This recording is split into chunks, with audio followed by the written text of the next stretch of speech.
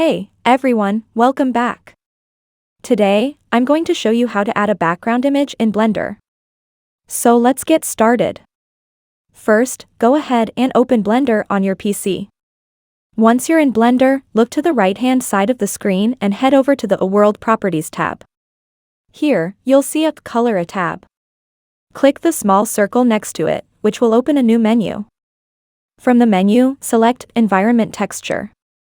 This will allow you to set a background image.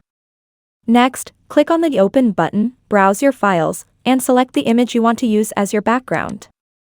After your image is loaded, switch your scene view to a rendered mode to display the background image in your scene.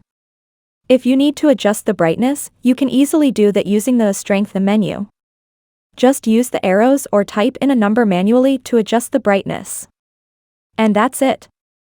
You've successfully added a background image in Blender. If you found this video helpful, give it a thumbs up and subscribe for more tech tips. Thanks for watching.